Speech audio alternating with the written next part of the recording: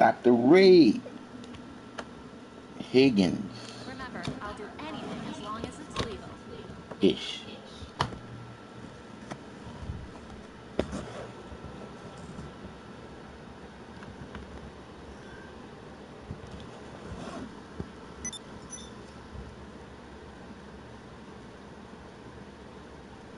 You're looking very sharp, boss.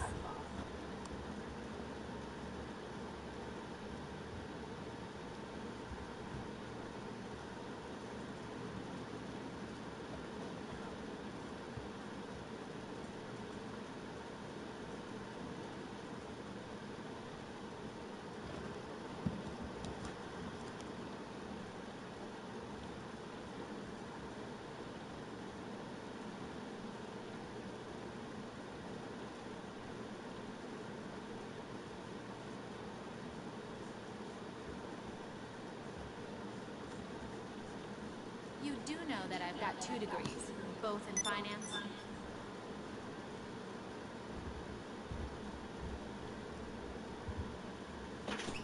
What's up, me? Yeah, you can do them all. That the evidence be systematically destroyed and extirpated. Everybody say extirpate. Extirpate. From the face of the earth. Now, I had you repeat that so you'll understand the depth of that word. Extirpate. To extirpate means to pluck up by the root. To extirpate means to root something out, to root it out. To extirpate means to completely eradicate a thing. To wholly, W-H-O-L-L-Y, to wholly destroy it so that trace remains of its existence. When you think about the extirpation of a people, it's called genocide. As we stood on the high dam, I'm going to show you that as well. As we stood on the high dam in Aswan, I explained to our tour group that we are the Lake Nasser is the largest man-made lake in the world. Lake Nasser was created as a result of the flow of the Nile River being stopped. Now here's what's deep. The Nile River is the only river in the world that flows north. Instead of flowing north to south, it flows from south to north. And when you're in the Nile Valley, you say up south instead of down south. And when you're in the Nile Valley, you say down north instead of up north. The reason for that, family, is because the further south you go from the Mediterranean basin, the further south you go got the into the pickup point on your continent, GPS? the higher the Okay, landmass all is. looks cool from here. But you're Just going collect to the Mount goods and bring them to the Kilimanjaro, warehouse. known by the ancient Africans as the mountain at the base of the moon. So you see, this is where the Nile River begins. And being that Mount Kilimanjaro is so high, gravity makes the Nile River flow north. Am I making sense? They ain't wanted to show go another way. You see, it wasn't until this dam was built Nah, they ain't wanted to change the direction. that a lot of damage was done. The building of this dam took place from 1958 to 1970, 12 years. This dam, I'm going to show it to you, this dam is so big that you can put at least 5 or 6 great pyramids inside this dam. Now you've heard me say many times that the Great Pyramid is the largest structure on the planet.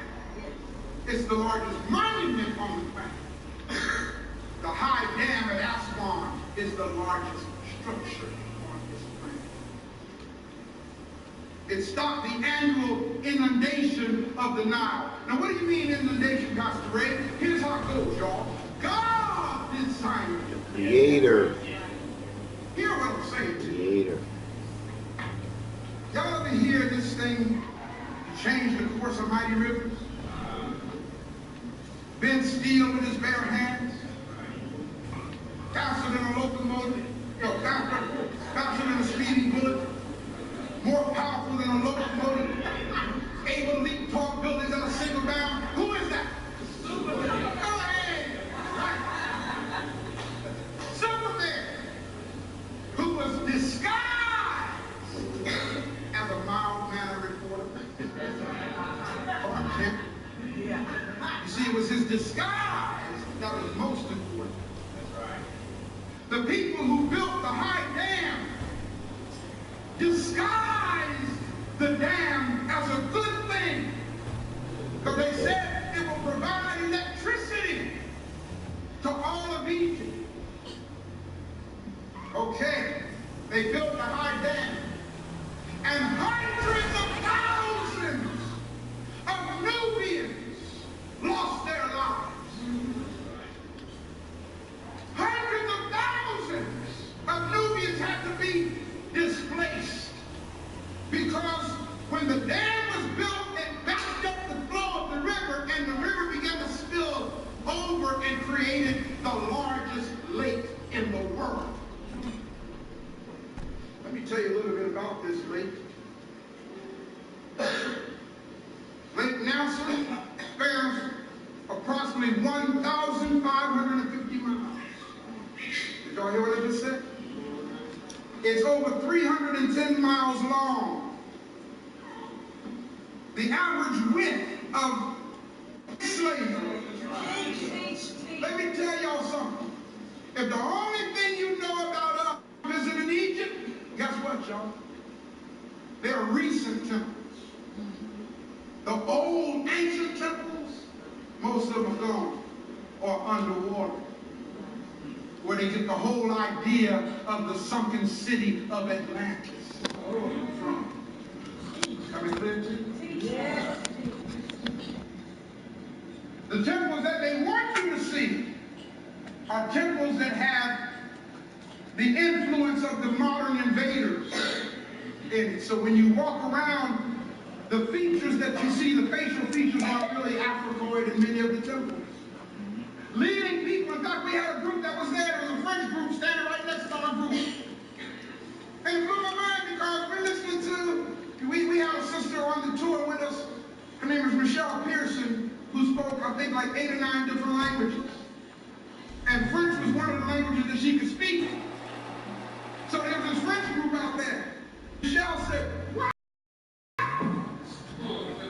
And I said, "What's the matter?" And Michelle said, "That man just told them that it was their ancestors that built all this."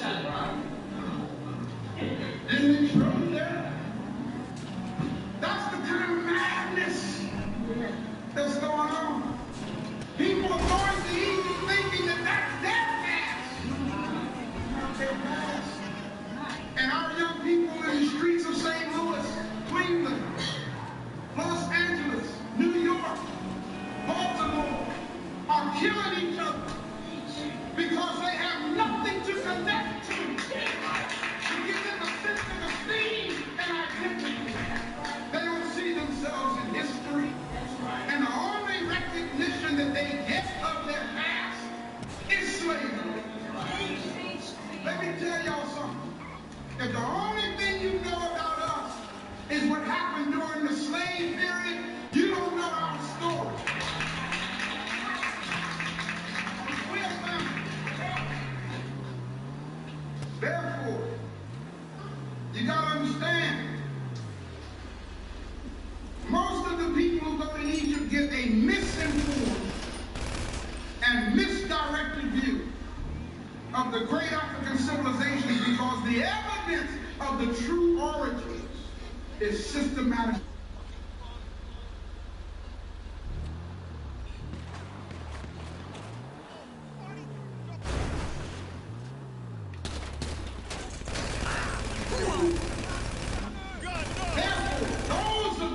Those of you who have been with me or went with anyone else, and you have pictures, you have documentation of the evidence of our story. Guard it. Treasure it. Because trust me, family, just like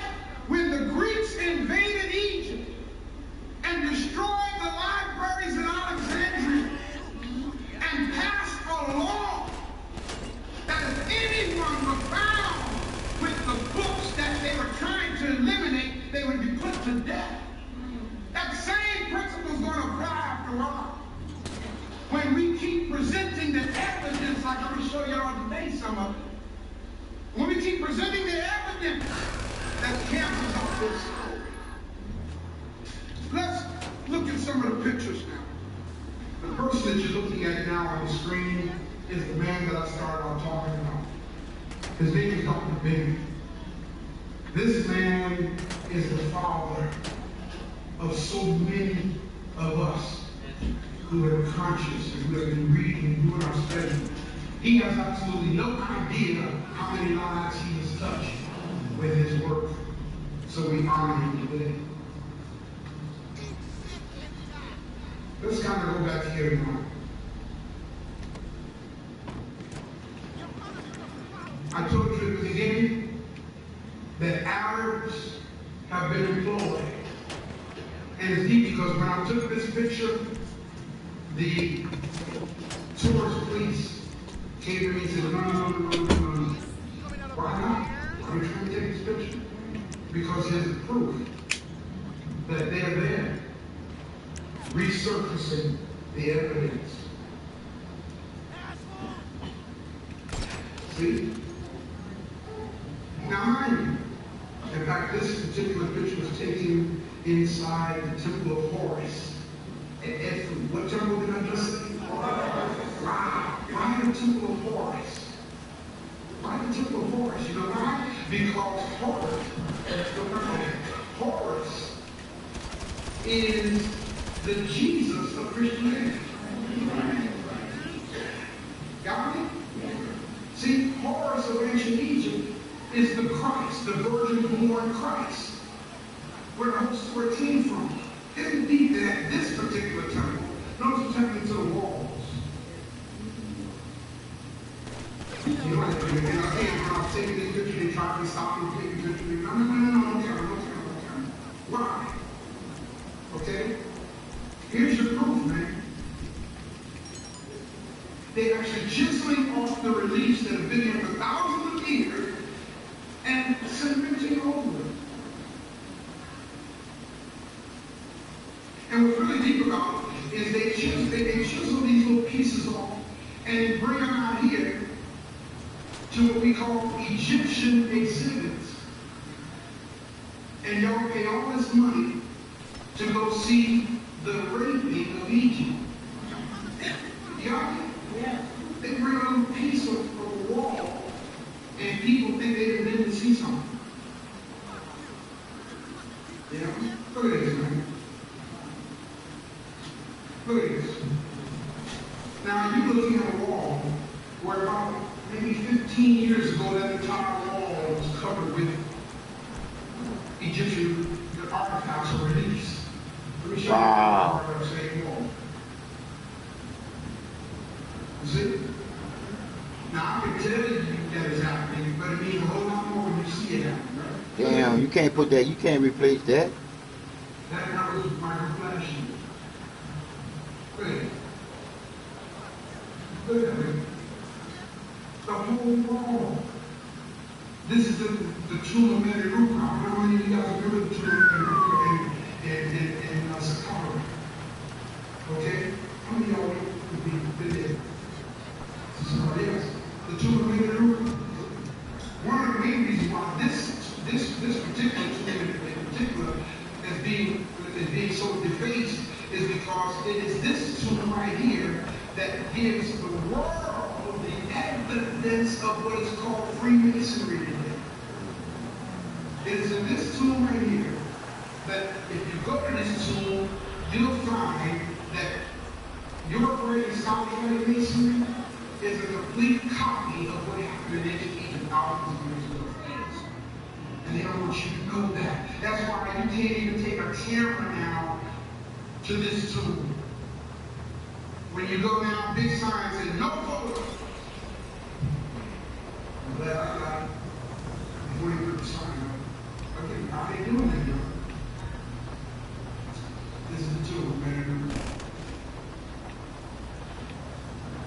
Okay, I told you that the temple walls at Karnak are being disassembled. Where did God bring Here are walls, people, that have stood for thousands of years. All of a sudden now they get ready to fall. So Wow. they say that we need to be discerned. Wow. Why? Look at this. See? When the temple was built, y'all, it was built with everything. Nah. Okay? You know who these pictures do? I think they speak for themselves. Look at this. I just took this picture this year. Okay? They just actually disassembling and just laying it somewhere down. Just laying it down. You know why? Because the people who are doing it are not attached. It has no meaning to them whatsoever. None. You know? Their ancestors didn't go through it. And they got this rolled off. I was going to take your picture again. No. Why not?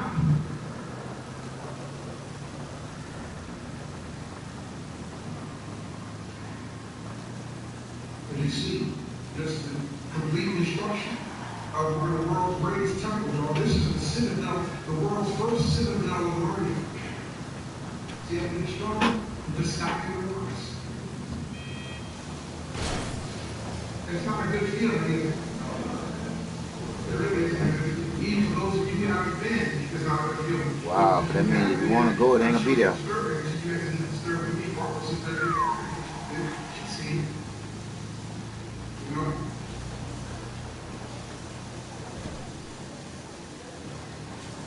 Again, there it is, man.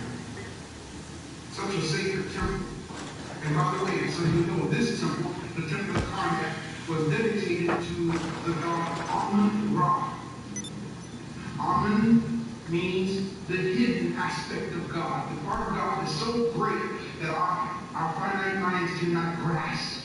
It is to Ra. It is the sun in the sky, the visual manifestation of God. So you see, ancient Africans had a God consciousness. And this entire temple was dedicated to the god Amun-Ra. And it showed it throughout. But see, you can't let that stuff remain because in this temple there are things there that show messages and show where you see what says, I am the Father are one. You see what I'm saying? In this temple you see where the Son becomes the Father and the Father becomes the Son. You see where the Son is called God. Because the Son has on the headdress of Amen. In this temple you see where, look at it, man. That was a column. One of the columns, now look at it. And y'all know how big those windows, I know how big the columns are there in Karnak. Massive columns. Chisel away the remains, chisel away the record of our past, and just put cement there. Wow. Yes. Can't put that back? Oh, this is really neat because this Oh, is man, that's hard. And I think some of you guys might have heard me talk about this sister who got in our orientation, talking about Iman, right? Sure. Okay, and Denise Mom, remember Iman when she stood up on the short sister with us this year? She stood up at the beginning of the orientation of the lecture, and she said, now I'm going to tell y'all, the only reason why I'm here is because my daughter gave my husband a birthday present. He's always wanted to meet me. And she couldn't so very well send him, and I'll bring me coming too. She said, but I want y'all to know, I'm a Christian. She told us that from Young Street. She said, I'm telling y'all now, in order to let us go. Don't be trying to change what I think. So I said, not a problem. We respect that. I said, I'm not here to change anybody's belief system. I'm simply here to show you the evidence. That's what I told her. I said, and after you see the evidence, you take it to your own little court of law and let your brain do the work. So when we got to this temple, this is the temple of Luxor. Okay? When we got to this temple, everybody came out the last one to come out. And if this ball right here, he did it to her. This ball right here, she came out and I said, anybody else behind you? She said, no. And I was the last one out. Now that doesn't mean me because she didn't really want to go to none in the first place. You know what I'm saying? And she said, I'm the last one out. She said, we have to talk. I said, about what? She said, I got something to tell you. But I ain't gonna tell you right now. I said, okay. She said, yeah, I guess I'm telling you. But I'm gonna tell you. I said, all right, just right, no problem. You know, I knew it was happening. She said, I'm gonna use you in my mind. I said, okay. I said, listen, go and tell me what you want to tell me. She said, you know what? What these are got me messed up. Because you see, this wall right here, I don't know how many guys can see it, which I have a point to show it out to you. But this wall is, you can see how the Roman church tried to paint the disciples on the wall. It was plastered over with cement, right? And they tried to paint the disciples in the Christian story there on the wall. And if you go to the next relief, you see where the plaster got off the wall. I call it the great cover up. You see where the plaster goes off? And where the plaster goes off, the ancient inscriptions are still underneath. So it's in the right side, right at the back. And I said to him, I told him, I said, this wall alone, just this wall by itself, is enough to make you say, if they try to cover this up, then something must be wrong.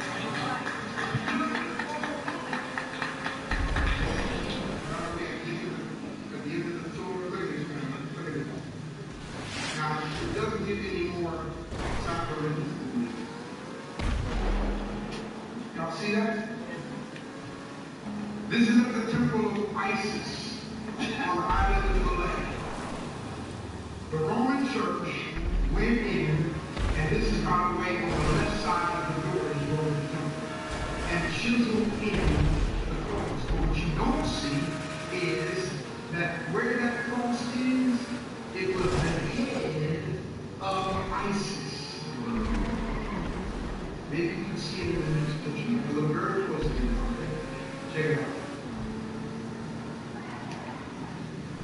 By the way, the guy down there in the right corner, bottom right corner, is Dr. Ray Work. He remembers this year, and he has already paid his deposit to go back next year. He said, I want to be the first one to represent the next year because I've got to go back. Notice what is happening here. Okay, now, let me use the mouse. Let's try to do this for you. Okay, see right here is her arm, her left arm. See her holding the arm? In her hand. See it? This arm over here is completely chiseled away. Okay? And here's her legs coming down here. Okay? Right here is her breast. And right here is her head. And y'all see it? They completely disfigured this image by chiseling out her face and replacing it with the Roman cross. Okay, can you see it again there? Okay.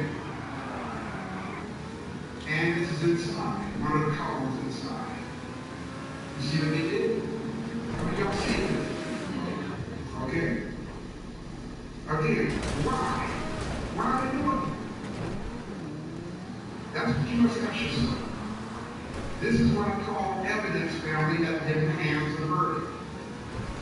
The physical destruction of our story. Look at that. Wow.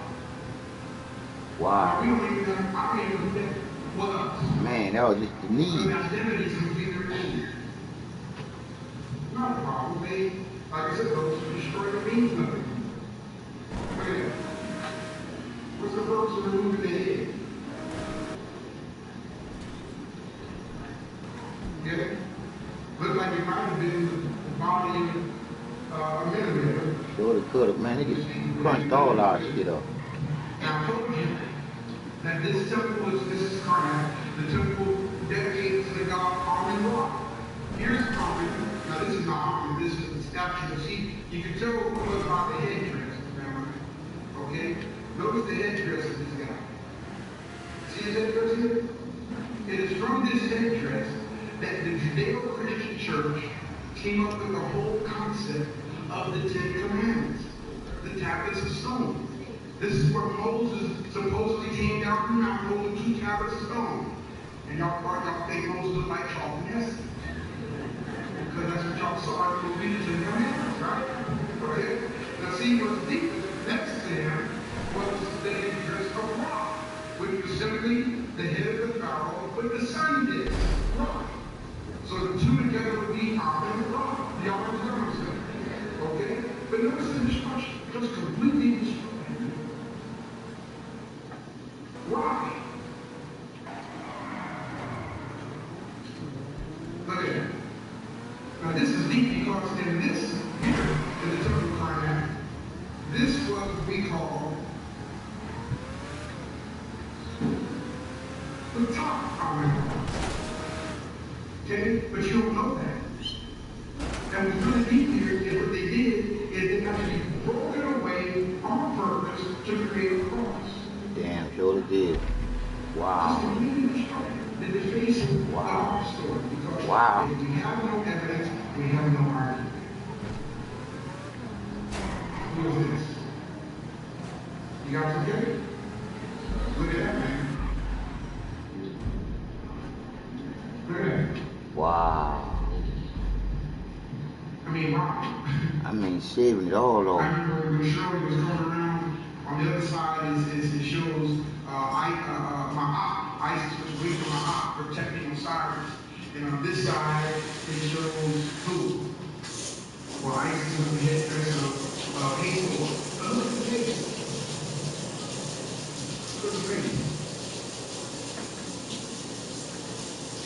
Look at that. Why? Why choose all these release? Okay? But now look at this. Now you can see, all you have to do is look up at the upper left-hand corner, and you can see where they cemented the wall and then plastered over the cement to paint their Christian story. Why? That's what we have. Oh, they painted the whole. Oh, man, that's messed up.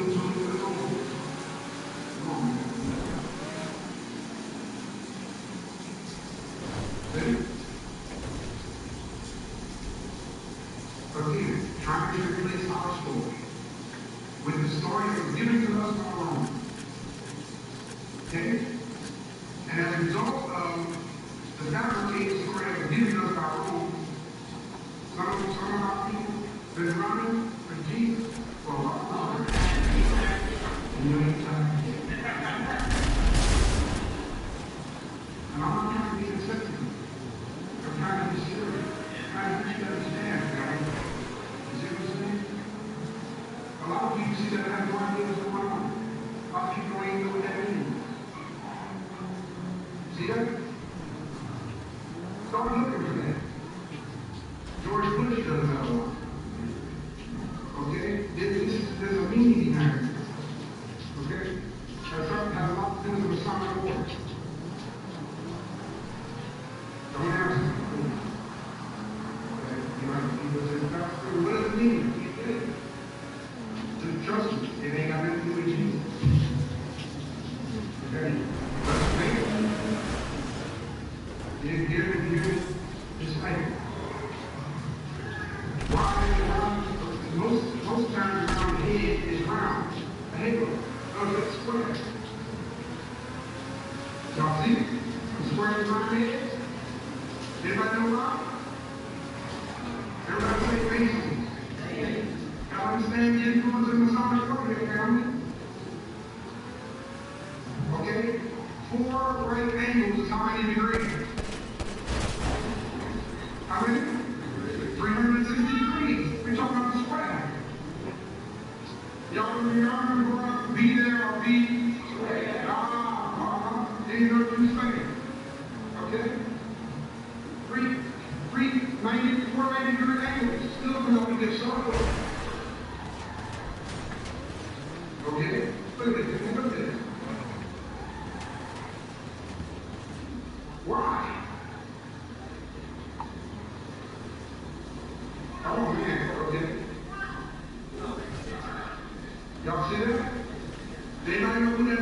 I mean, I don't even know who it is. What does it represent? What is it called? Trutth, exactly. And ancient Egypt, Trutth was that which represented the God of creation, the creator of the universe. Okay? Now here's the deep thing. I want to tell you how many of you mentioned the God. What image was copied from this? The altar. Exactly. There you go, man. All right.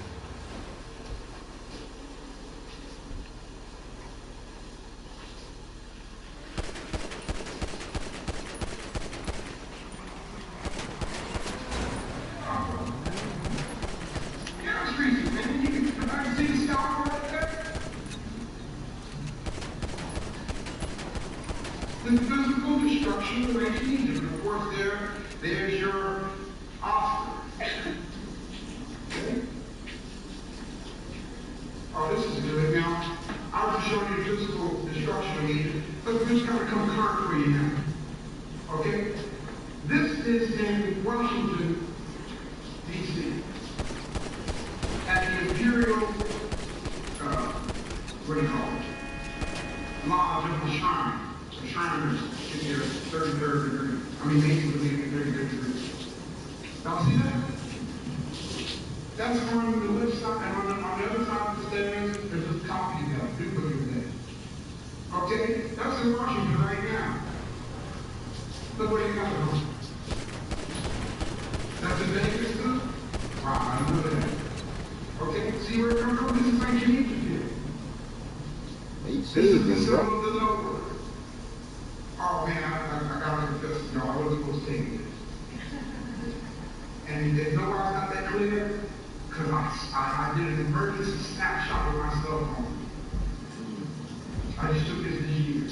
You know why? It's because this is the crown of thorns of Serapis.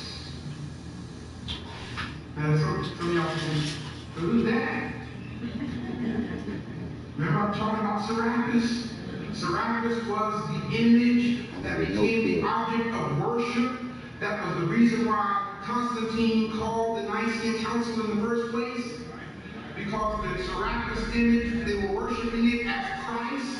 And the followers of Serapis were called Christians. That's the crown. That's Serapis there. That's not Zeus. That's Serapis. That's the Serapis crown. Now you see why they don't want you taking cameras in the Cairo Museum, because the evidence is there.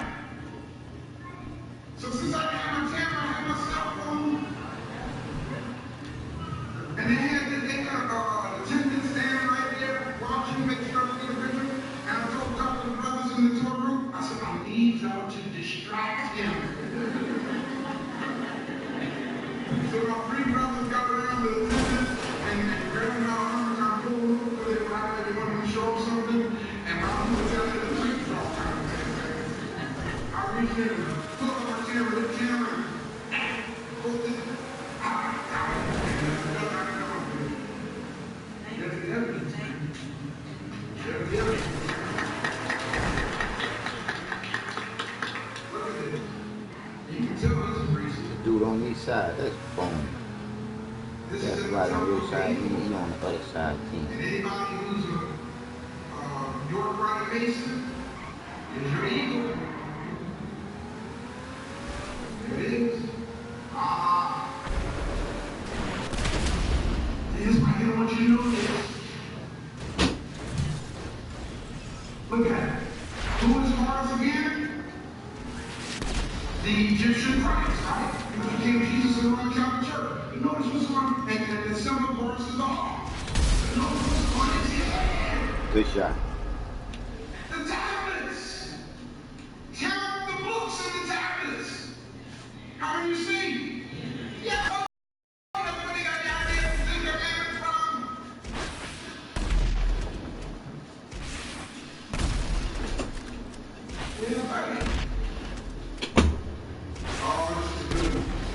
We're going to do it this year. Look at that. Oh, look at that. Y'all know what that is? It's a boat. In fact, it's the world's oldest seafaring vessel. Look at it. And it's bigger than y'all think it is too. This is called the pneumoc. Look at that, y'all. That's the back of it. And this back, yeah, that's the back of it. Look at it. Y'all see how big this is? I mean, it's massive. And it's called the pneumoc. Everybody say pneumoc. It is from this that they came up with the story of Noah's Ark. Y'all okay? Look at that, man. Because Khufu, by the way, it's Khufu's boat. Khufu took out when he took his boat out, he would take two of all of the creatures in his kingdom with him on his boat.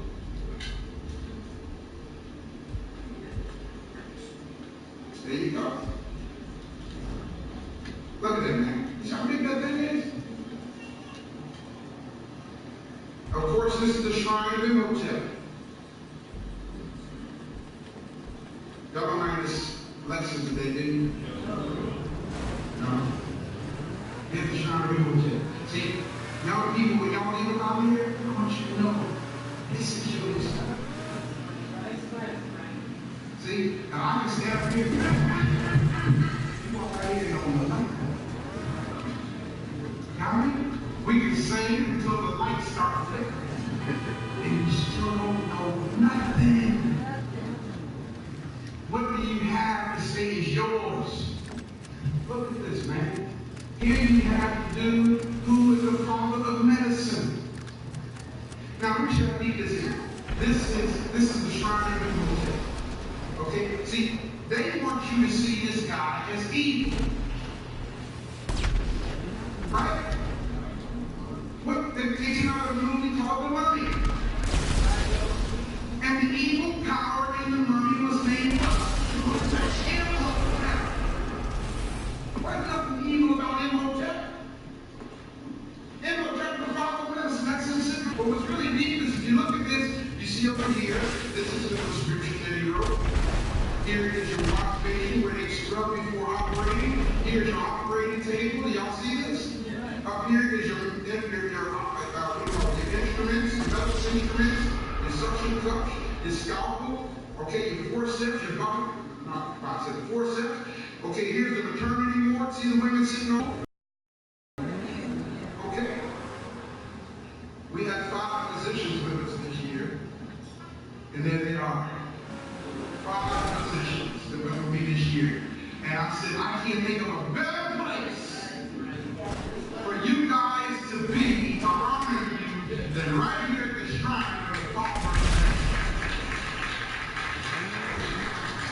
From left to right is Dr. Fred Jones from Memphis, Tennessee. Next to him is Dr. Michael Herrick. That's the doctor that Arab said you need to go back to Africa.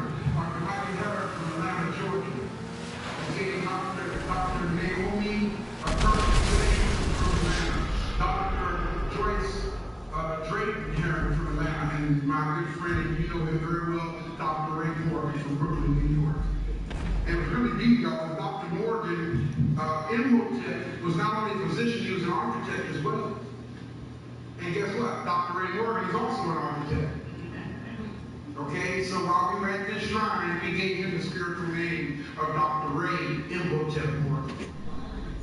Yeah, that's right. And when I forgot, we played the call, I called him Dr. Ray Morgan, he ain't moved. I said, Dr. Morgan. He said, what's my name?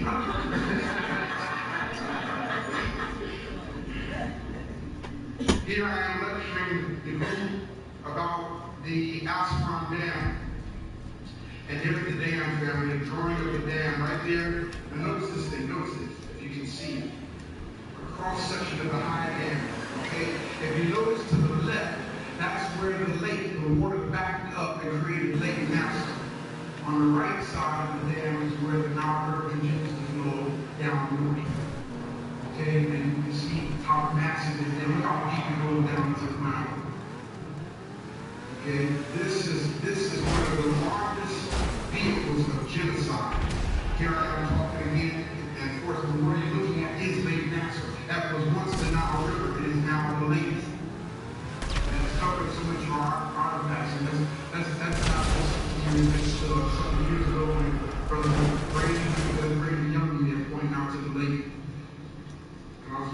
incident with the lake flood.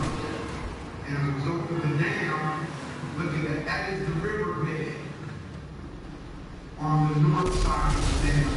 That's the riverbed. They pulled the car to the fucking explosion. Now, what has that done? That's fine. Understand how this works. They pulled the car to the explosion. See, as I said earlier, Oh no, you had to explode the car.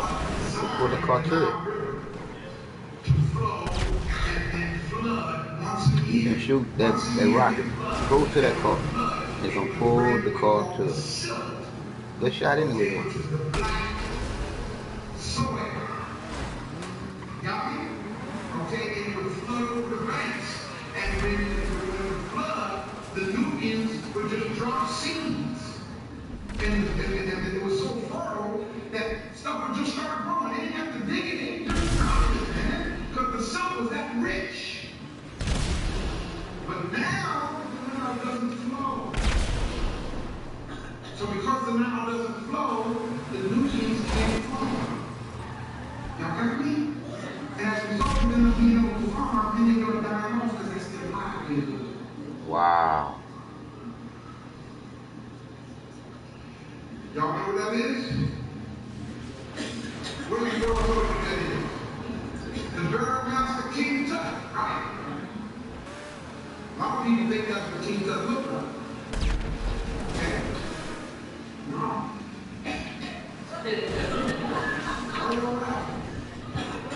That's the new image of King Tut. He's a coward now. Got me? King Tut is now an arrogant. Ain't that neat? See? But again, this is the image that showed the world. And that's why they don't want to take cameras into the Nubian Museum. Telling people to take a camera there, you see that's King Tut.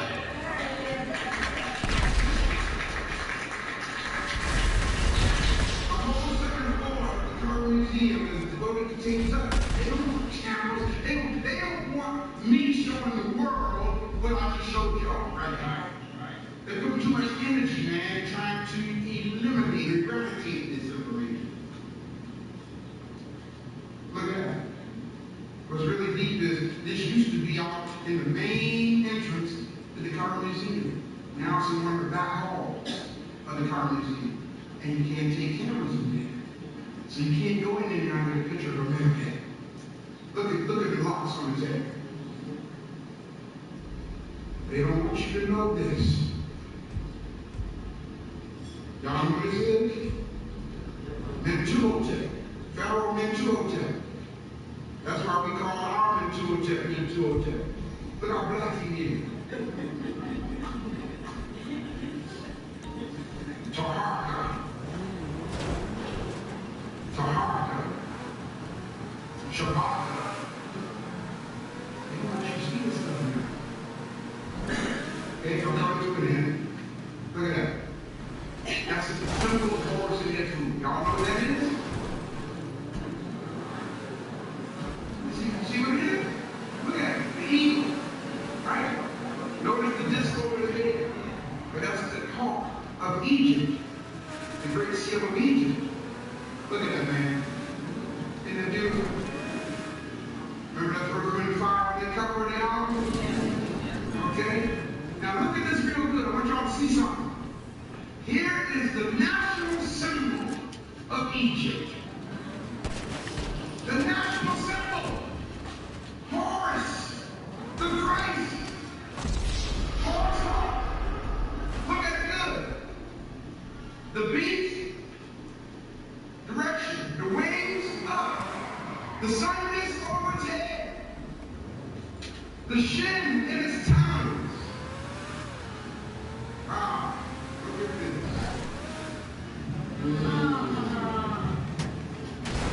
The great seal of the United States of America. Right. Wow. Ain't that neat? Is that a copy of what? From the starburst over the head, the beak aiming, pointing in the same direction, wings up, everything. Boom. Oh, this is very important. This is in the temple of Luxor. Y'all see this? Look at this real good now. Look at it real good. Examine this carefully. See, y'all ain't gonna go with me, so just bear with me. Y'all can bring Look at this. Temple of blood silver. Ah!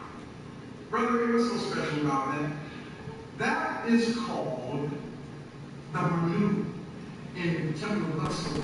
And it is in this, right in here, right in there, is where you would place anything that was to represent God. A statue or whatever. I mean, it stood in that place right there. Now, that's thousands of years old. Y'all get me? Watch this.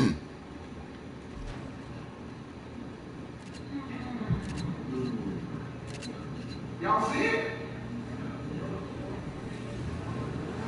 Y'all see it? That ain't it easy. That's right there in Alexandria, Virginia. And there's George Washington standing in there, because in there is anything that stands in there is to be that which represents God. Yeah. Did I lose y'all on this? Are y'all seeing this?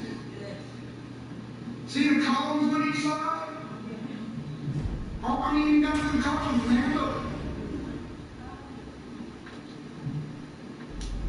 When I went to Alexandria to the Masonic Lodge there and saw that, I said, man, look at this here. Look at that. Ain't that deep? Anybody know where that is? You say in Las Vegas, Russ? What do you mean? Las Vegas. You say Memphis, right? Memphis got that down there? Nope, y'all, that ain't Las Vegas and it ain't Memphis. But it's a pyramid.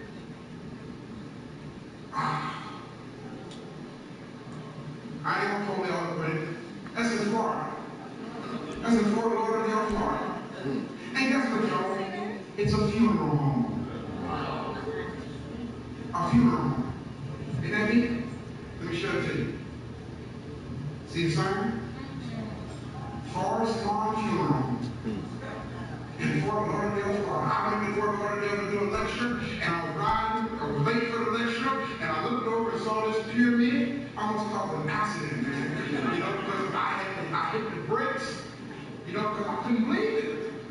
And so I said, the lecture, I get there, I look a few blocks, I did the lecture. I did a U-turn in the street, you know, and went on back and pulled up in there, and I said, I want to see this thing. And when I pulled up, I said, it's a Forest Lawn Funeral Home in Memorial Park. And I went in there just to see it. That's exactly what it is. The funeral home knows our story so well that they actually built a pyramid for a funeral home in Fort Lauderdale, Florida. Because it represents resurrection. Exactly. God, that's it. I'm no Christians.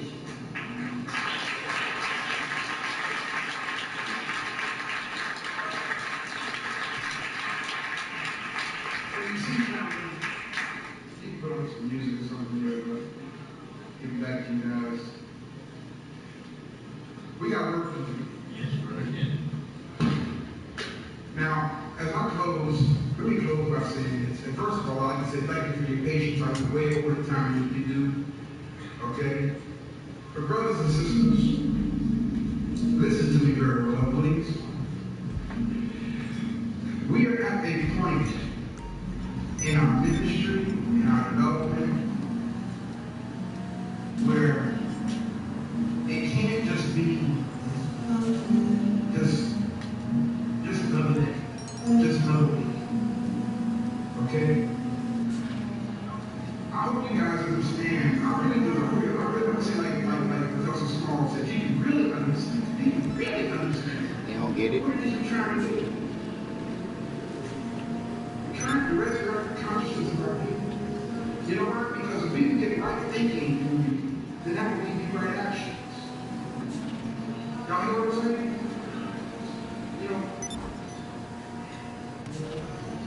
I'm trying to talk to them now. I really am. You know, and sometimes I feel like, you know, it's not even appreciated. You know, I'm serious, because I got an assignment to carry. And that assignment is to save the minds save your mind, I'll save your life. Yep. God, there's a lot of programs in place, man, to systematically remove you from you. And if you get removed from you, you ain't gonna be no good to you and nobody else. Y'all understand what I'm saying? So family, let's do what we gotta do to make sure that this message continues to get out. I'll show you. Love you guys. Really good.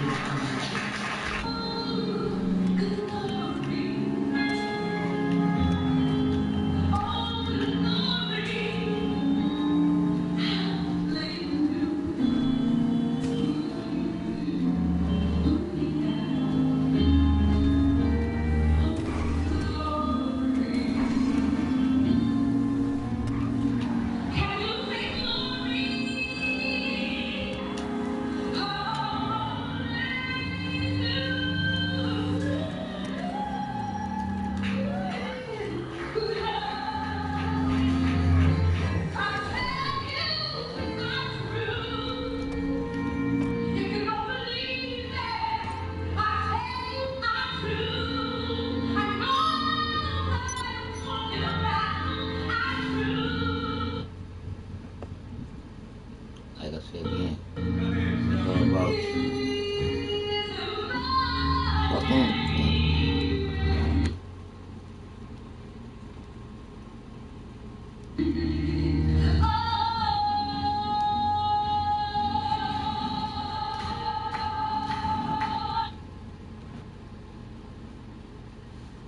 that's it.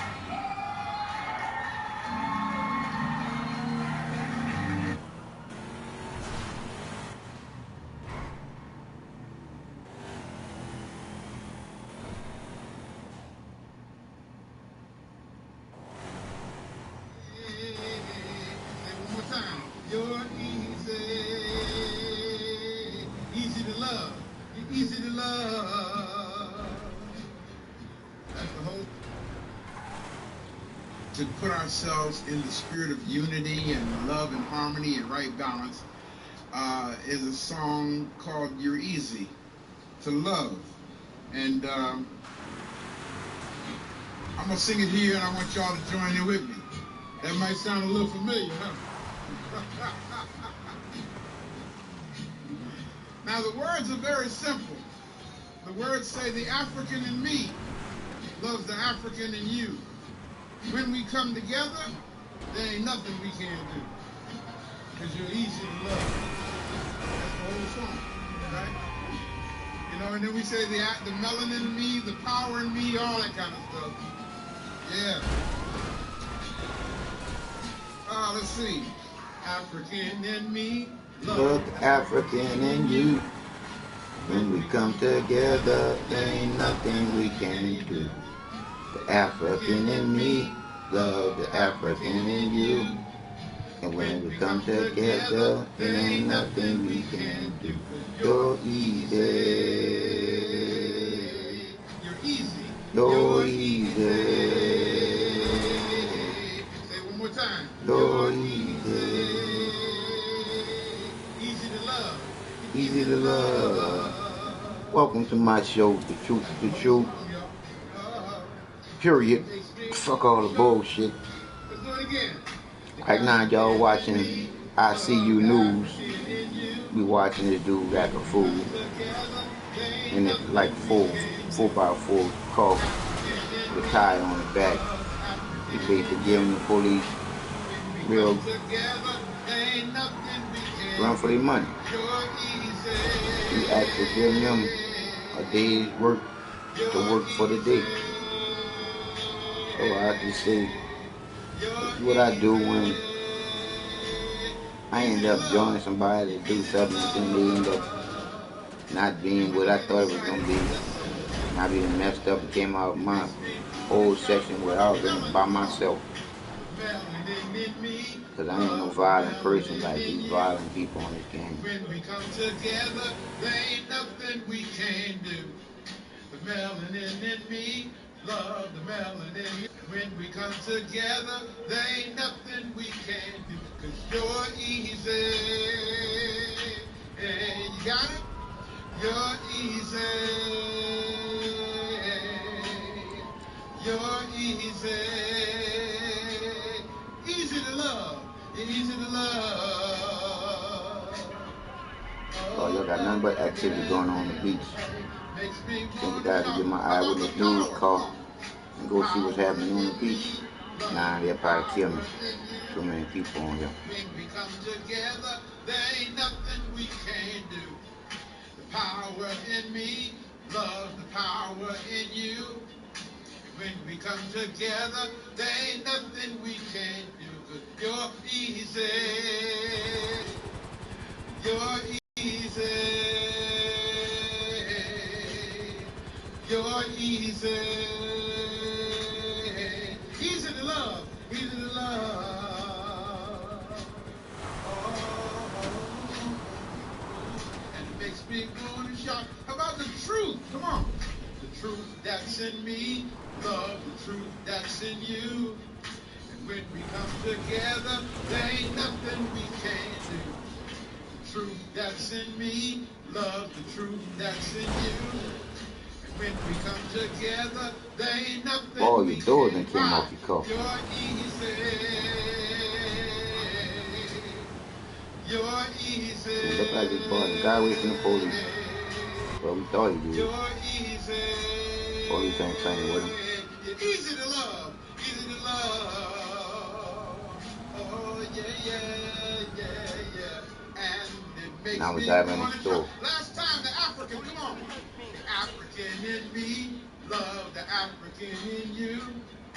When we come together, there ain't nothing we can do. Now we got a rival in progress. He just not killed the store clerk. This is I See You News. Get him, police. Get rid of him. He's a criminal. And that's what happens to criminals. They get killed. Easy to love. Easy to love. Yeah. And guess what, y'all? And look at him. He set Right. pedestrians on fire. Like I said again, Yeah. there's some violent people on this game. Now that's a little simple song. Y'all ever hum a melody and it gets stuck in Or your they about to head? get rid of them, though. You know, and you for the rest of the day you hum that little dumb melody. You know? Well, listen, this is a melody that you guys can hum as you're driving. Little simple song, and that's what it's about, family. It's about coming together in harmony and unity. And once again, I'd like to say thank you to my brother, my friend, Dr. Malefi Asante. Nana, may I have permission to continue? Okay, yes, sir. There's nothing as beautiful to me as seeing African people. The most wonderful thing on the planet. You know, especially when I see y'all smile. So let me see some teeth. Even if they ain't yours, let me see it.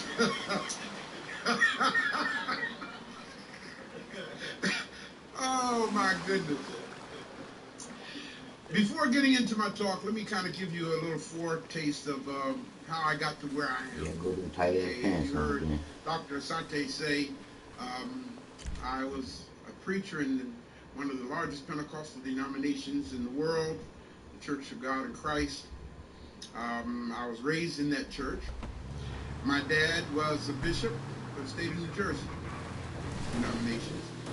And needless to say, I was in line to be that. And every now and then, I say, God, why did you rescue me from the money that I could have had? Because every bishop in the Church of God in Christ is a millionaire. You know, I've always been a person to ask a lot of questions. So it made me a little bit progressive somewhat as far as my thinking. One day I went to this meeting in Patterson. I was pastoring a church called LifE, Life Through the Word Ministry, LifE Christian Center. And these brothers asked me to come to this meeting in Patterson. It was an ecumenical meeting of ministers, different faiths and what have you. And we were supposed to be meeting to discuss what we needed to do to improve our community, the black community. What we need to do to, you know, improve it economically, make it more safe, all that kind of stuff, you know. And while we were just standing around socializing before the meeting began, I heard a young brother say that the original virgin-born Christ was Horus of Egypt. Now you see, the Bible says in the book of Jude to contend earnestly for the faith. And contend means just what it says. It means fight if you have to. And so being, you know, one who was sold out for this program that I've been raised in, I stepped to this brother and I said, excuse me, brother, what did you say? Now, mind you, he wasn't talking to me when he said it, but I overheard him say, I don't know what all else he said, but when I heard him say virgin-born Christ was Horus, that did something to my eardrums. And I stepped to him. I said, what did you say? He said, about what? I said, you said something about Christ's name being Horus.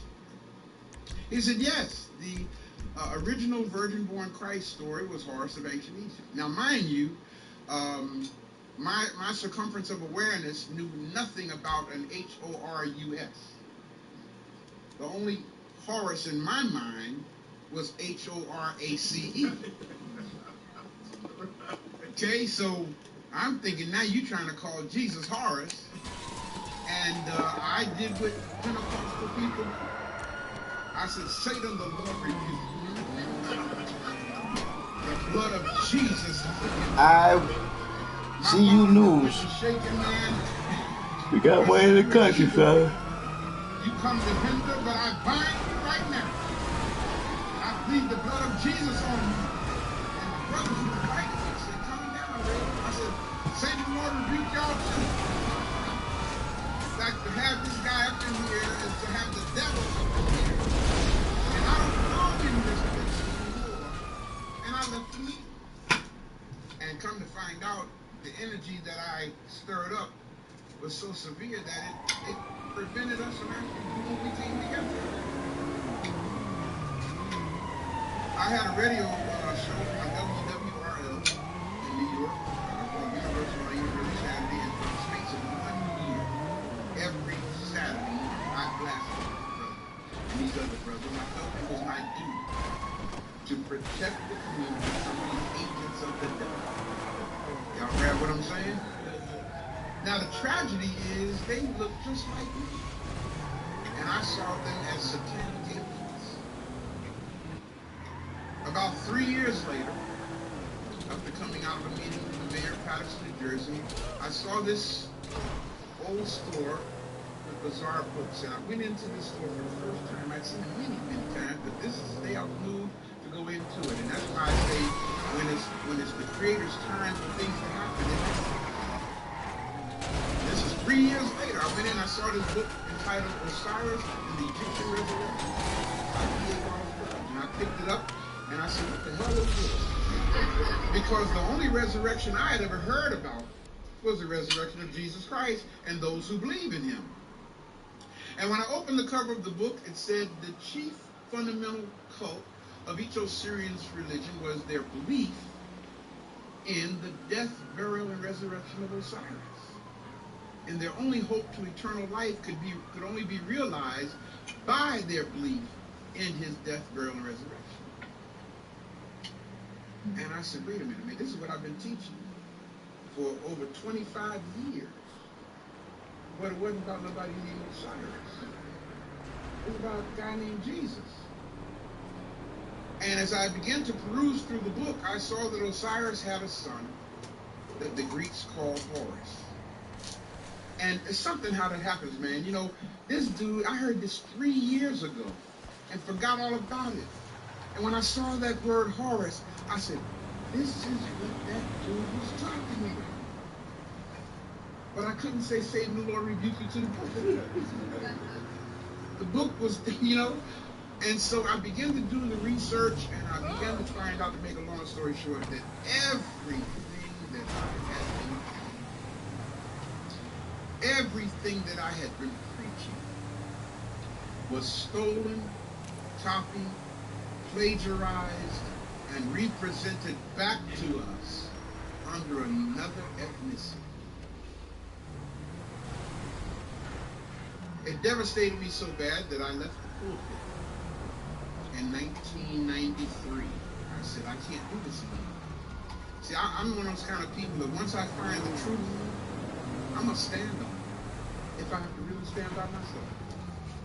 And because I was a clinician, because I had my own record label, because I, you know, had other things I did professionally, I was able to step away from the pulpit. Unfortunately, a lot of ministers today know the truth and can't step away. I've had pastors say to me, man, how am I feed my family? If I preach this stuff you're talking about, man, I'll be the lost my church. I'll be out of it. And they have no other academia behind them. You follow me? So they're stuck there. But they're telling a lie. And in 1998, effortlessly, I went to St. Louis, and I done a revival in St. Louis in 1982. And a preacher remembered me from that, and he invited me to his church. And I said, brother, listen, I ain't the same brother I was in 19. That's not true for Africa. Love on the platter, baby. We are the people of it. Y'all hear what I'm saying? It's my breakfast. When we walk, we are the expression of the Almighty. When we breathe, when we smile, we are the expression. Sisters, y'all got so much God in you that you can heal with a smile. Don't kill to eat. All you got to do is smile at your man. His leg can be broken, I promise you. That's what women do. All you got to do is smile at him. Attract. Because you have that power. Yes. The power of the woman. Spirituality. It's personal, meaning it's not corporate. Got what I'm saying? See, in religion, it says everybody speak, raise your hands and speak in tongues at the same time. And so everybody in the room, they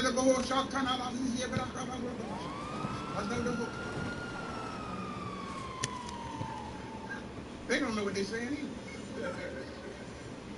It's not corporate. It's not a corporate expression. It's personal. It's between you and the God of your imagination. Please understand that. And that's what's real. That's where you get your power. It's intuitive. Intuition is a very powerful thing, man. Our ancestors lived by their intuition. Especially our enslaved Africans that were brought to this country and were forbidden to read. How do you think we made it, man? We made it by intuition. We lived by the voice of the Almighty speaking in us. Come on. We knew yea and nay, what to stay away from and what to accept. Because of our intuition. Our spirituality is all yours. So, brother, you can't tell me what I need to do to get in touch with God. And I can't tell you, sister, what you need to do. Now, I can tell you what Brother Ray does. Now, here's the problem with that. Like, you ready? Go ahead. Okay? Here's the problem with that. Go ahead. Here's the problem with that. A lot of us want to teach other people what we do to go to a higher plane in our meditations and everything. So you hold class.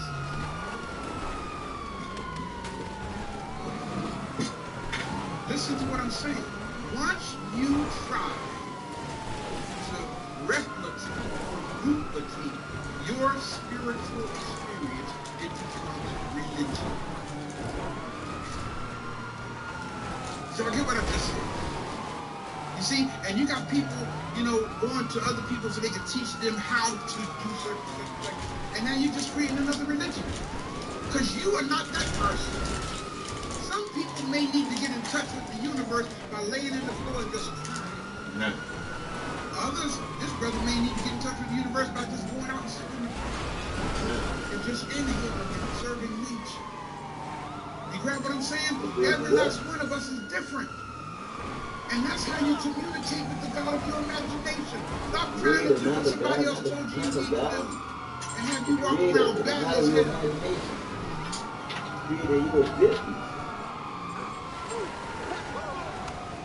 No imagination. The creator of your existence. A lot of heartbeat. You don't beat. You don't go nowhere. The heartbeat is the vibration, which is that love, the touch of unconditional love from the creator that you feel. To know that you're real. And I believe in you not real. You know you're real. You can touch yourself. Because you can feel it. That's why a lot of our sisters go back to the church. I was just telling Dr. Asante today, about 10, 15 of our people that I know of, brothers call me and say, man, my queen that went back to the church. I see you news, I see these kids just acting a fool because they don't know no better. They need that, fellowship. And I understand that. But how do you go back? How do you go back and listen to what you now know is a lie? How do you do that? I think it was Suzar that says once the chick leaves the egg of its ignorance, the shell of its ignorance, it could never go back. Spirituality is not defined or regulated by someone else or any other religious organization, beef or doctrinal statement. Now notice the illustration I have here. Okay, here we are. This is us. Okay, made up of 3 parts, spirit, soul, and body. In your spirit is housed your intuition. In your soul is housed your intellect. Now your spirit is at work, but religion got it under arrest. Grab what I'm saying. Your spirit is at work in you, but your intellect, your soul, has it under arrest. Okay? So what happens is your intuition speaks to you when it's time to warn you of something. In other words, you might have met somebody today, sister. You might have met a brother because he got on the right room. And it's deep because when you met him, okay, your spirit said, but your intellect said, why not? Your intellect said, don't judge. Write this down, please. Write this down. Write this down. Right? There is a difference between judging and discerning. Okay? Your intuition doesn't pass judgment. Your intuition discerns. Okay? Your intuition discerns. And I'm telling y'all, once you learn to listen to your intuition is so on point. Grab my deep. Some of you might be leaving, when you leave here tonight, instead of going the way you normally go, driving home, your intuition may say, turn left here tonight. Don't, just turn left. Okay? It's that team, man. Okay? Because your intuition, your intuition is more team. Your intuition simply says yay or nay. And your conscience is where the Almighty lets you know you're wrong, you ain't no business doing it. That's right here. Yep. That's in conscience. And that's why I say there are some people on this planet that don't have no human being here in a conscious. And that's why I say they don't have a spirit. Existence being okay, but listen, grab my deepest goal, okay? Experiencing a situation. Anytime of conscience, you can hang somebody from the branch of a tree. Hang somebody from the branch of a tree. Okay? Anytime you can hang somebody from the branch of a tree, less than 50 feet away from you, okay? And while they're hanging there, you were part of the hanging, and you sitting over here in the room, what a friend we have in Jesus. You ain't got no conscience. Anytime you can gut cut a pregnant woman and snatch that unborn baby out of her and smash it on the ground, you ain't got no conscience. Anytime that you can commit mass genocide on a people that don't think twice about what you've done, but actually think you're doing the work of God, you ain't got no conscience. Okay? So conscience is in our intuition. That's what it speaks to. Learn to listen to your intuition more than your intellect. Your intellect will lead you wrong. Why? Because intellect is based on information that you have in it. And if the information is wrong, yes. Will and emotions, all a part of the soul. Now mind you, a lot of people who say that they are spiritual are really soulical. Because they don't know the difference between their spirit and their soul. Okay? And it's deep to be thinking that you're spiritual, but really it's your soul dream. I talk to so many of my brothers, especially my brothers. Okay? Over here again, it's intellect. I don't know if the thing is, yeah.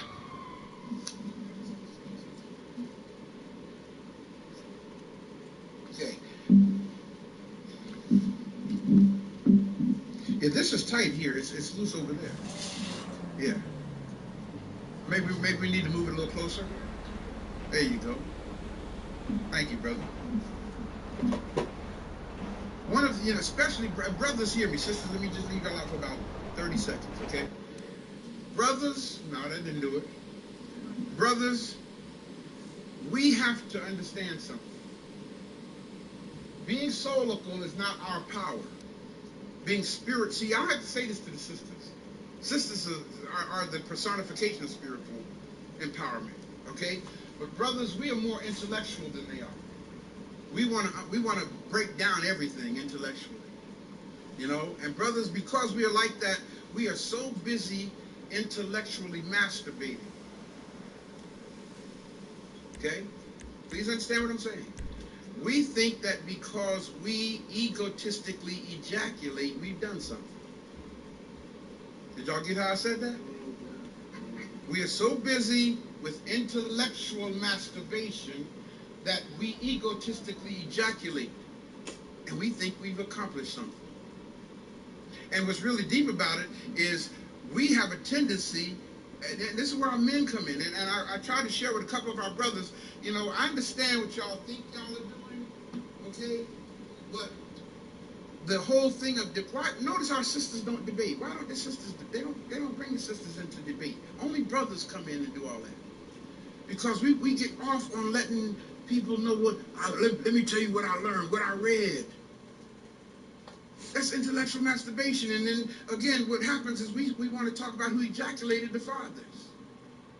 Now, if y'all don't get what he's saying, is the competing bullshit. That's the bullshit that got everything that's good separated. Because good think that the best one is the goodest one, if that made any sense. Good is good. Number one is number one. And creator love for you, the unconditional that you feel, is number one. Because that's real. To be number one and not deserve to be number one, to be number one and not do what it takes to be number one, to sacrifice your life for the whole circle, is you not being number one for the reason of you saying you number one or you winning a damn thing. Because anything that you win is just a trinket that somebody gave you for doing your best to beat someone else. Me, I see that for what that really is. Because of from where I went to come back here. To tell you that winning is the bullshit that the masses put you in from the days of Romans fighting tigers and fighting each other in a ring and shit just to entertain the rich sons of bitches. That is what you fighting for when you competing against each other. Just like with this stupid ass game. For you to be shooting each other and not getting paid for it, just ranking up, that ain't doing nothing. That's just wasting your fucking time. But a lot of y'all don't have nothing but time to waste on this game. I don't. That's why I'm on this game talking about the truth to these kids on this game that's wasting their time, which is fucking up their mind because their mind is just not starting to develop, and this is what they're learning in their mind, spirits, and developing on is this bullshit right here. Because they own this here too fucking much to say that it wasn't for a kid, but it really was for a kid because the people who created it know why they was creating it. They created to get the kids' attention. They wouldn't put no missile launcher on here that makes all that noise if it was just for us adults. They wanted the kids. They put all them cars on here because they wanted kids to come on here because they want to control the kids' mind by what the kids is learning. They're learning some bullshit.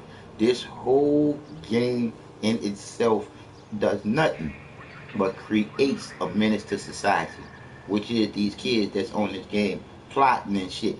They got kids doing shit on this game that the moms and dad couldn't imagine their kids are doing on this game. I done seen some of this shit. They got their own sessions and shit.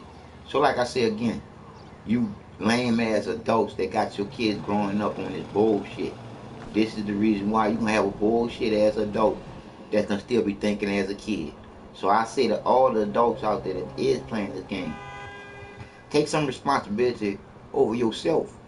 And don't play the game like the kids play the game, but it done turned you out from being yourself. You don't kill because somebody killed you. They killed you because that was their material motive, was to play a mind game on you, reverse psychology. Not know you, but kill you. Now you coming after them, and that's what they always wanted. I laugh at the little stupid ass kids because they just doing what stupid ass kids do. Be stupid, because they're kids. But you playing an adult game. But like I said again, they created for a kid too. Or the kids wouldn't be on it as much as the kids do. I'm just saying. The truth is the truth.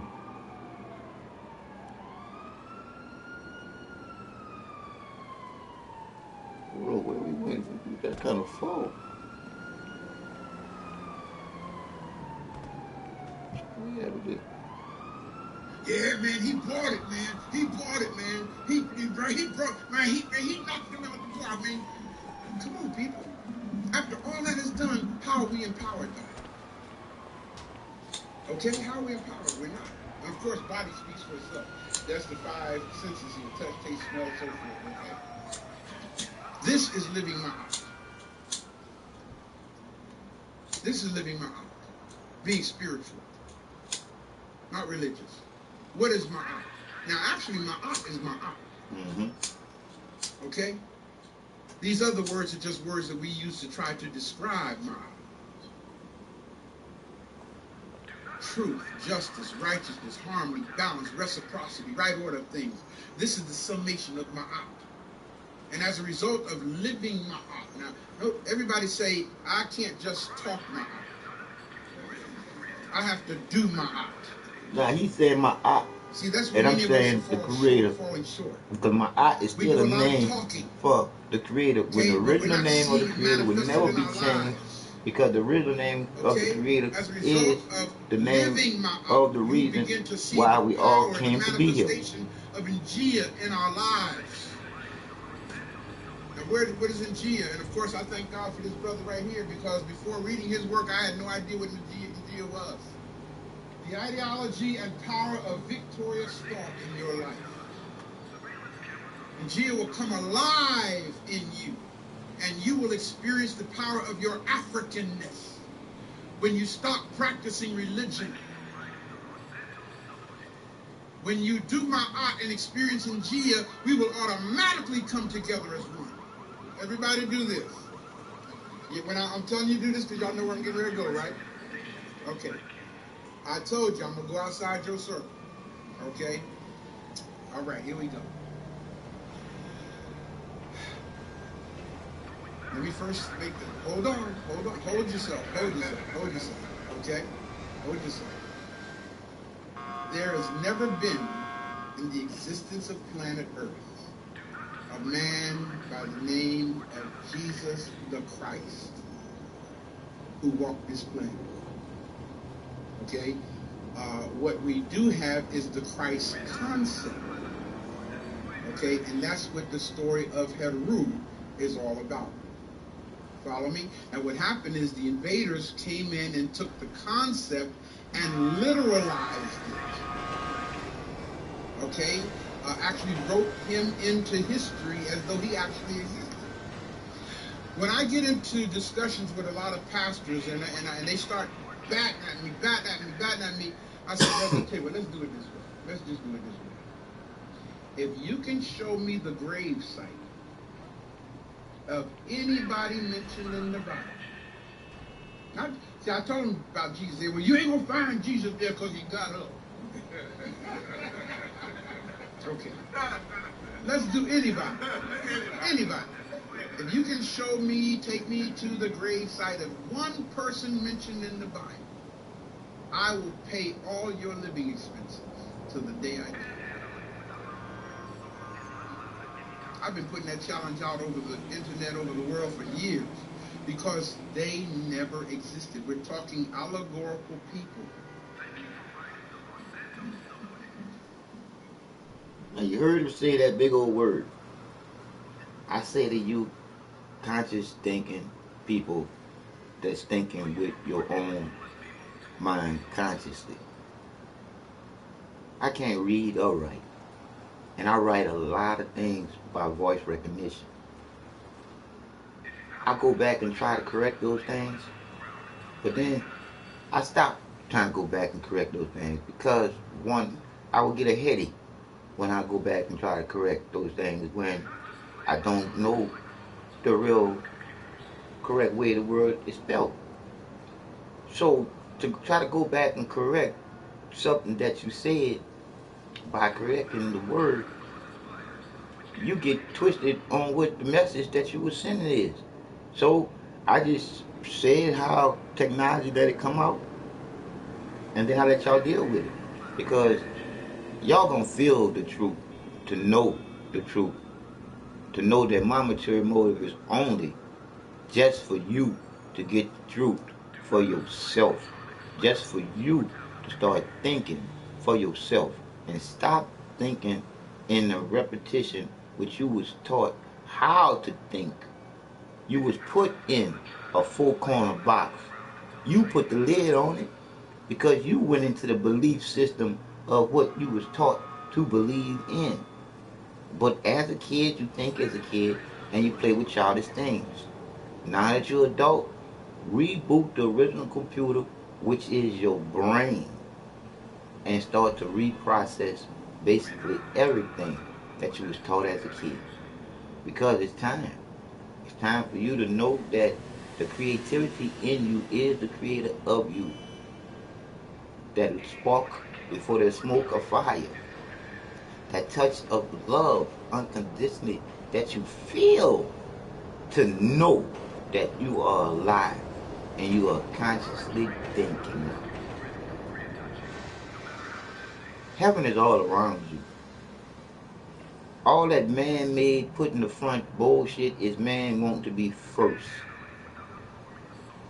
Man not realizing that that woman is first. Because that woman is the only creator here on earth.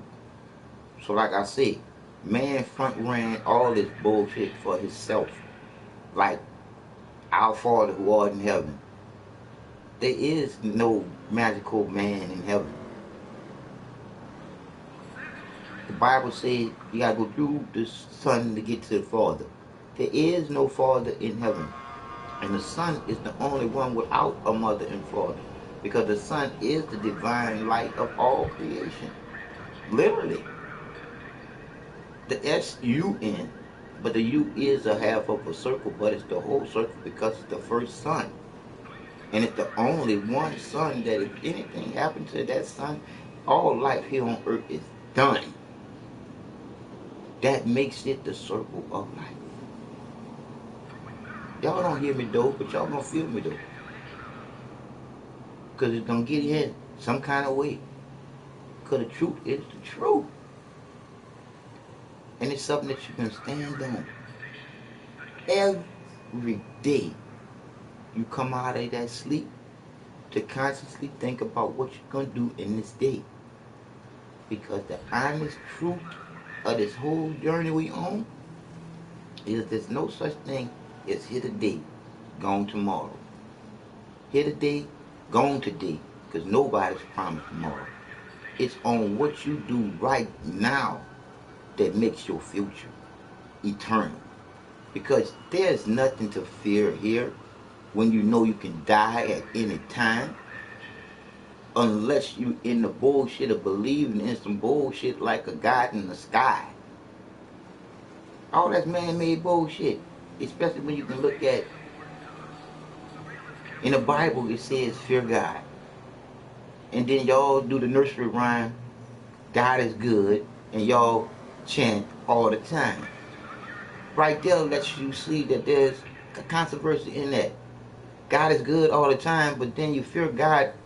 Why it is right there lets you know that's some bullshit. And then in the Bible it says, don't say the name in vain. Look how easy y'all can call out God's name. Especially when y'all having sex. So it's some bullshit. It's time for you to get off of the bullshit, believe in fairy tale bullshit, because there ain't no Jesus coming to save your ass. Save thyself is the truth. Is the truth. Gonna be your ass that's grass.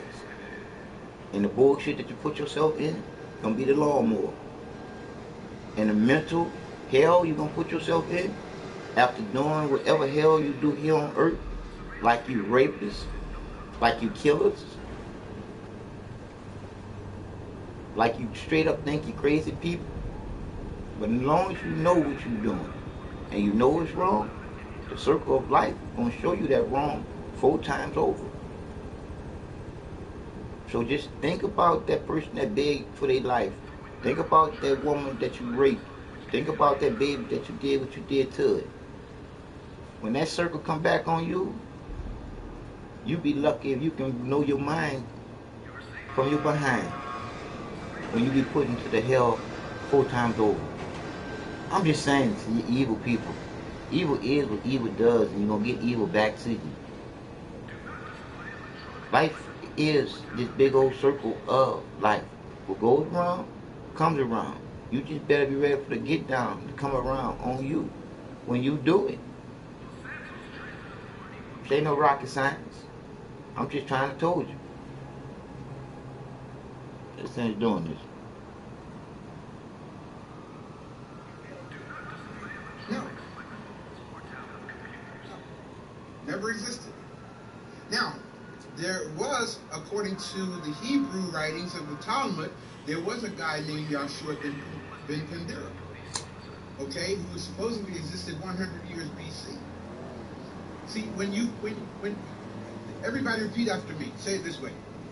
When you don't have a past, you must create myth to supplement the facts of your existence.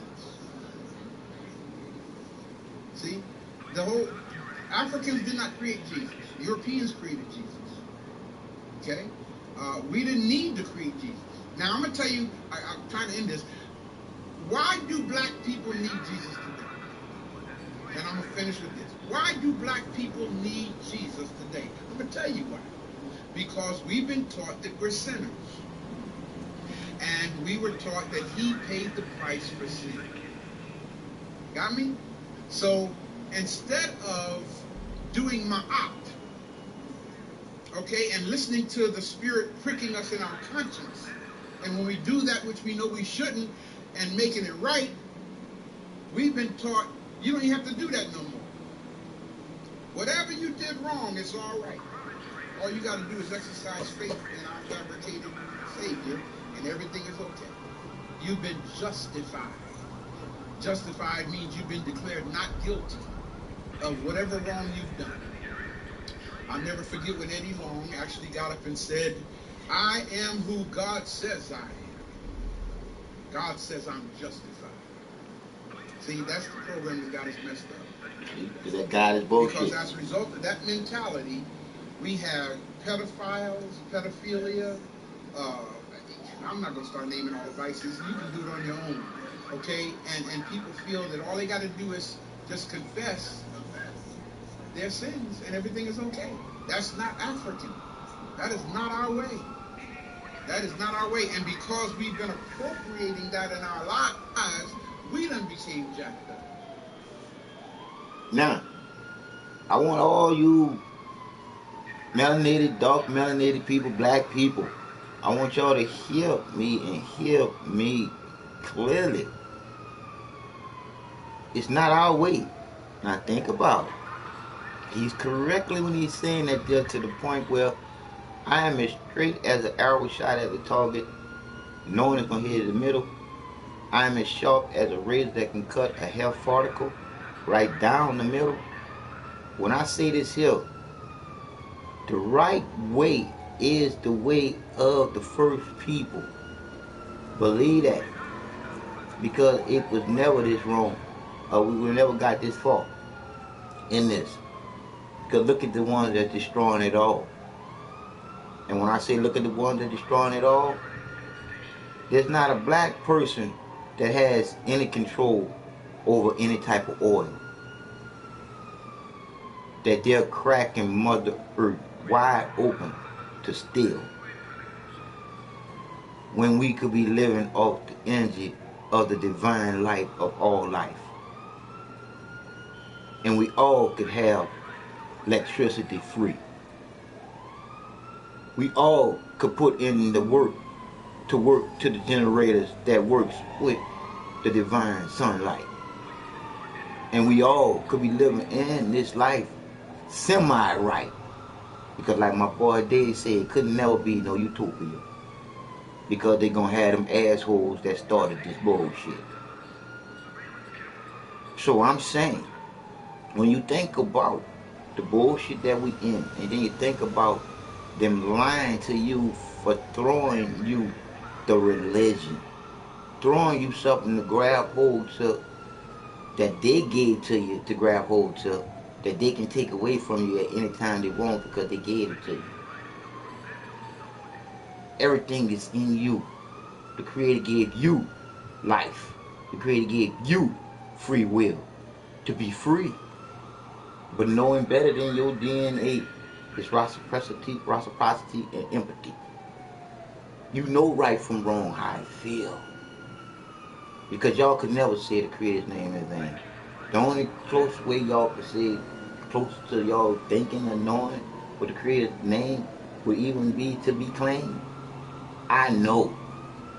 Ain't no bullshit believe in. I know. So I know what my job is to do right here, right now, and how I'm doing it. To go back into the light again. I gotta do what I gotta do here with my job. It's hard, I'm suffering. But the Creator knows one thing. It's on my purpose. I drank and drove to have my car accident to break my body.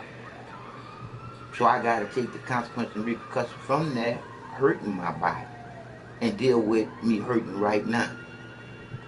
But I love it. Because at least I feel. And I know it's real. It's real because I did mess myself up.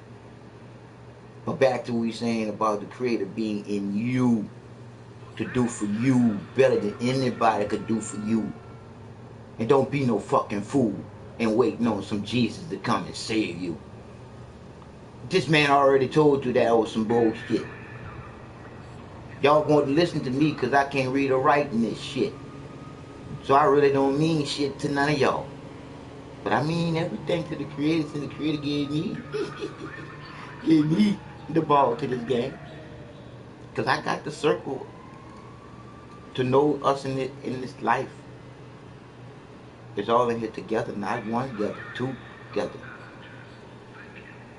Because two or more makes it right. I'm just saying, the Creator is the one and only. Be second to none.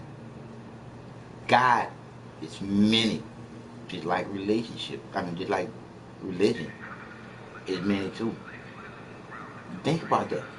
God is many. There's many gods, but there's only one Creator that created that man, that created all those many gods. I'm just saying.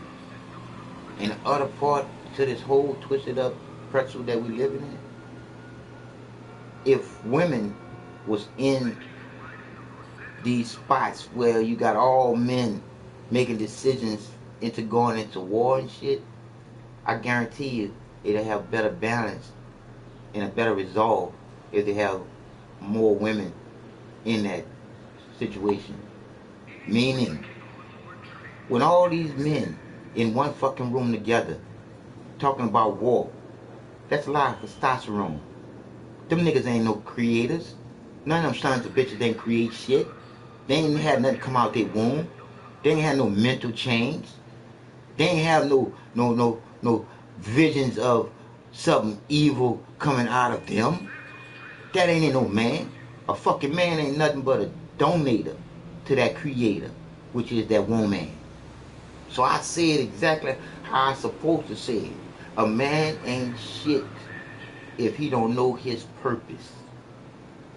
That's why on my game, I have a cold day for you that means something. It's a cold day for you if you don't know you 100%. So I'm telling you, garbage ass men, and y'all know who y'all are. The ones that's really real, y'all gonna catch what I'm talking about. We was created to be a conscious thinking worker bee for the queen bee to be here. I say it again. Man was created to be a conscious thinking worker bee for the queen bee to be here and to make sure that the queen bee has everything the queen bee needs to be here until it's time for him to plant a seed in the queen bee to be here. And then, and only then, here on earth, he will be a father. Now back to the man's bullshit, when the man took birthday from the woman and gave it to the baby and drove on out the window like it never happened. That woman did all the work to deserve all the glory for everything that she went through to give him the gift of life. And he drove on out the window and gave birthday to the baby like the baby did something. The baby was just born here, an empty glass, waiting to get filled with the truth. And he gets filled with, she gets filled with the first lie that puts her through. Her or his birthday. Your born day, mama's birthday. So y'all share that day together. Not separated, like men separate everything from each other. It's some bullshit. And I'm a man and happy to be a man. But a man is a selfish piece of shit. If anything, man is the devil and the woman is God in this whole trip. So I say, still, that God bullshit is bullshit. Because the Creator is how we was created, by love. Man twisted this shit. Because I say this here with a strong heart, where everything started. If a woman had say so into going to war, we wouldn't have no war.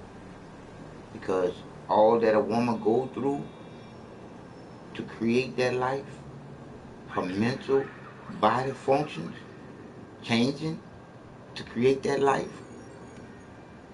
that woman wouldn't be so eager to go to war, knowing war gonna take life. Because I don't hate nothing on this earth, but I hate this. I hate that you can say casualty of war as easy as you can say hello.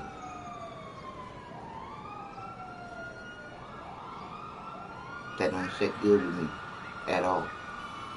Because no life should be taken over some bullshit that someone else created.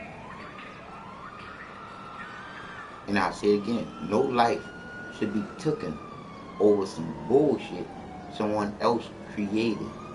Like this whole bowl of bullshit that we in right now. We are pawns in a chess game that we own all the pieces and the board. We are being sacrificed by a few rich sons of bitches with money. Like we ain't shit. But we live life just like they live life. Cause if I stab them, they'll bleed. If they stab me, I'll bleed. But look at the violence that they doing to the people. You people gotta start to realize that the truth is the truth. The bullshit is getting closer and closer to you. What happens when it catch up with you? Open your eyes and stop living this lie that was told to you. Okay? I gotta stop playing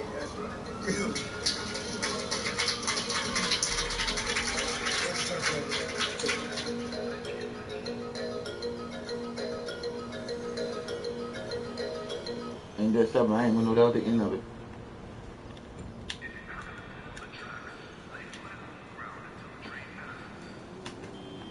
I ain't finished. I'm going back to my music and finish talking to y'all, cause I'm blown away with everything that's happening in this world today. And it's almost like I know the truth and can't do nothing about it. I'm just one person. I'm one person that knows exactly what I know, and I'm giving y'all what I know, so I can't go back to where I come from back with what I know.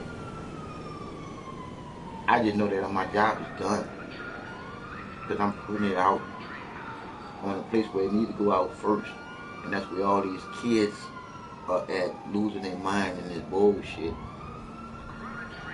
Need someone to help them. Because I noticed I don't see nothing pretty blanket up there like they can really hear me though, but ain't nobody disappeared off it, so it might not really hear me.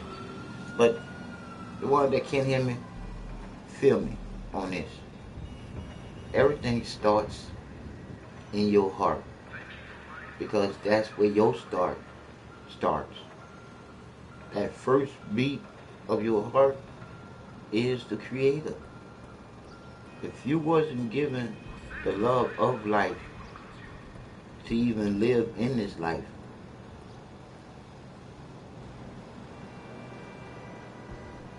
think about it. You breathe without a problem. They got somebody on earth that breathe with a problem. Think about that person's life. And then you can see the good things that you can be thankful for from the Creator, love, that gives you life. See, the Creator is not bad or good. The Creator is all life. Because that balance in there makes the creator all love to create something out of nothing. That's right. One way, not to the left, not to the right, and not backwards. Straight. Forward, as in the four again. And I can make you relate. I can give you 4 periods of your life. I can give you 4 words starting with L, ending with E,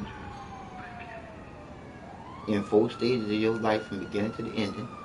And I give you 1 word that sums it up, how we all came to be here. And it's the creator's original name.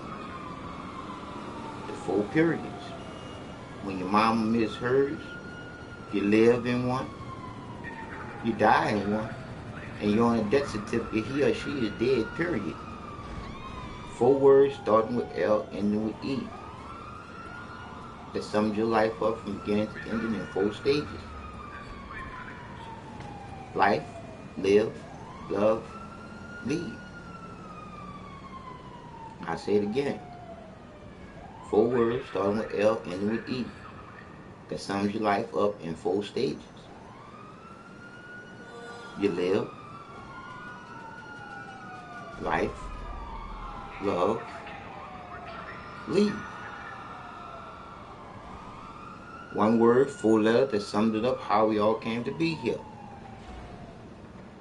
If it wasn't for the love of the Creator to be the greatest creation of all, the conscious thinking human being here, experiencing a life experience all together here,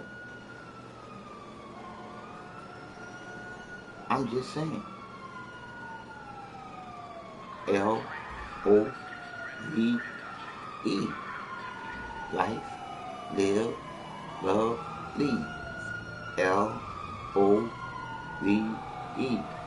Life, live, love, leave. L-O-V-E.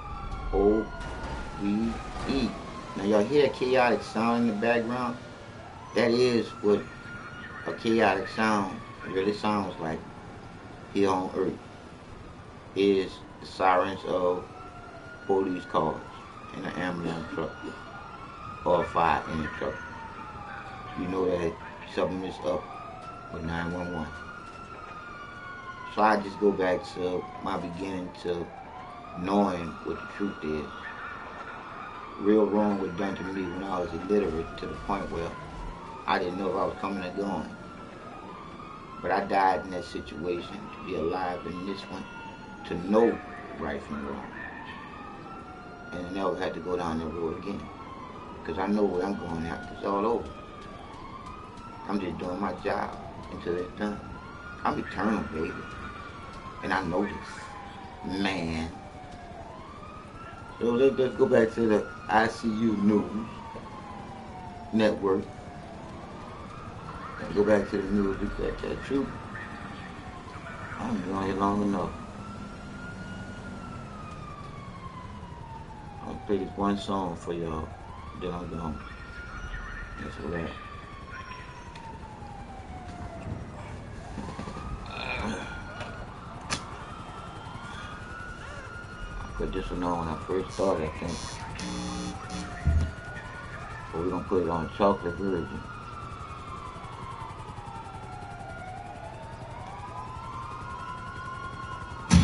Isaac, who has mastered gravity.